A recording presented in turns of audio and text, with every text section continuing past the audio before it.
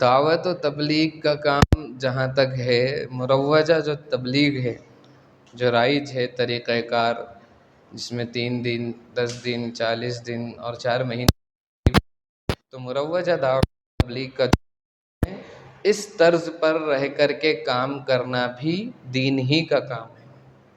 میرے الفاظ پہ غور کرنا، میں نے کیا کہا؟ دعوت و تبلیغ کا جو مروجہ طریقہ ہے، اس طریقے پر کام کرنا بھی دین کا کام ہے۔ اگر میں کہتا کہ جو دعوت و تبلیغ کا اصول ہے اور جو طرز ہے، طریقہ ہے، اسی طریقے پر کام کرنا ہی دین کا کام ہے، تو یہ میری غلطی ہے، میں اس پر رجوع کرنے کا حقدار ہوں۔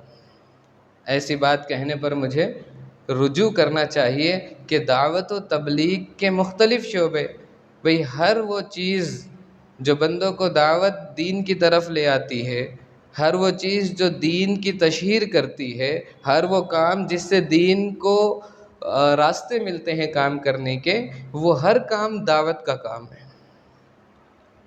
میرے جو الفاظ ہیں نا، ان پہ غور کرے تو بات سمجھے۔ دین کے لیے کام کرنے کے لیے راستے کس کام سے ملیں گے؟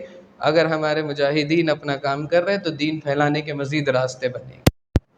اگر ہمارے مدرسین طلبہ کو برابر علم دین دیتے رہیں گے، قرآن و حدیث کے مطالب اور مفاہیم ان کو سمجھاتے رہیں گے، تو یہی طلبہ اکرام پھر قرآن اور حدیث کو صحیح معنی میں ہمارے سامنے پیش کریں گے، تاکہ وہ باتیں لے کر ہم آگے جائیں۔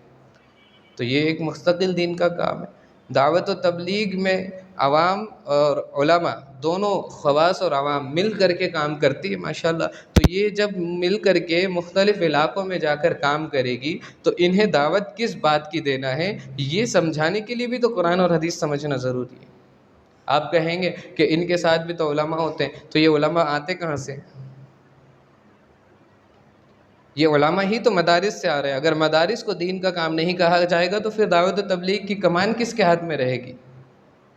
بھئی موٹی سی بات ہے نا، اگر ہم صرف دعوت و تبلیغ پر کام کو بند کرنے کی کوشش کرتے ہیں تو پھر کیا ہوگا؟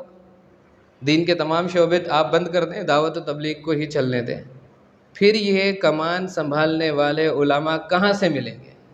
اور پھر اگر کوئی عالم دین وہ یہ بات کہے تو اسے خود یہ سمجھنا چاہیے کہ اب دوسرا کون عالم آئے گا جو اس کمان سنبھالے میرے بعد؟ بھئی اب تو میں ہوں جو تمام لوگوں کو دعوت و تبلیغ کے فضائل بتا رہا ہوں۔ سمجھ رہے ہیں آپ لوگ بات کو؟ میں بہت آسان الفاظ میں سمجھانے کی کوشش کر رہا ہوں۔ اگر کوئی عالم دین یہ بات کہتا ہے تو یہ سوچے کہ اگر میں چلا جاؤں گا تو پھر دوسرا عالم آئے گا کہاں سے؟ وہ دعوت و تبلیغ میں اللہ کے راستے میں نکلے گا، وہ تو سیکھنے کی نیت سے نکلا ہے۔ کیا سیکھنے کی نکلی؟ نماز صحیح ہو جائے میری، مجھے جو ہے روزے کے مسائل پتہ چل جائے، زکوٰۃ کے فرائض سمجھ میں آ جائے کہ زکوٰۃ کب فرض ہوتی ہے، کنہیں دینا ہوتا ہے، حج مجھ پہ فرض ہوا ہے مجھے پتہ ہی نہیں، دعوت میں جا کر مجھے تبلیغ میں جا کر کے یہ باتیں سمجھ آ جائے، تو یہ باتیں سمجھانے والے آپ عالم موجود ہیں۔ اگر آپ نے صرف اس کام کو ہی کام رکھا، باقی تمام شعبوں کو دین سے خارج کر دیا، دین کے کام سے خارج کر دیا، تو اب آپ کی جگہ کون ہوگا ان لوگوں کو بتانے والا کہ نماز کیسی صحیح ہوتی ہے؟ صحیح نماز آپ مدرسے سے سیکھ کر آئے ہو تو آج سکھا رہے ہو نا، آپ مدرسے بند کرا دو، وہ دین کا کام نہیں، تو اب یہ صحیح نماز کہاں سے سیکھیں گے؟ بھئی جب تک آپ زندہ ہو آپ بتائیں گے، آپ چلے جائیں گے تو پھر کون بتائے گا؟ اللہ کے بندو تھوڑی سی اگر آپ دماغ پہ زور دے، اللہ کرے کہ آپ کی دماغ کی رگ جو ہے وہ زندہ ہو جائے، جو شاید کمزور ہو گئی ہے یا پھر میں کہوں کہ انتقال نہ ہوا ہو اس کا، تو بہتر ہے، البتہ کمزور تو ہے۔ ایسی باتیں کرنے والوں کی دماغی نسیں کمزور ہو جاتی ہے، انہیں تھوڑے سے اس پر توجہ دینے کی ضرورت ہے۔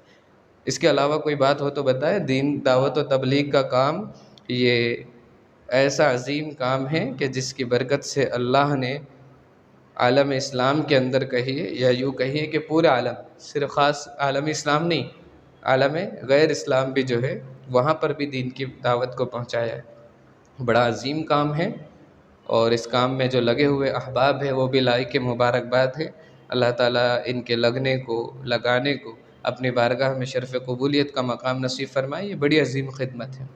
لیکن جیسے کہ میں نے کہا کہ دین کی خدمت کا جو آپ کا سوال تھا کہ دین کی خدمت کا کوئی ایک طریقہ مخصوص نہیں ہے، دین کے مختلف شعبے ہیں، تو ظاہر ہے کہ مختلف طریقے کی خدمت ضروری ہوگی۔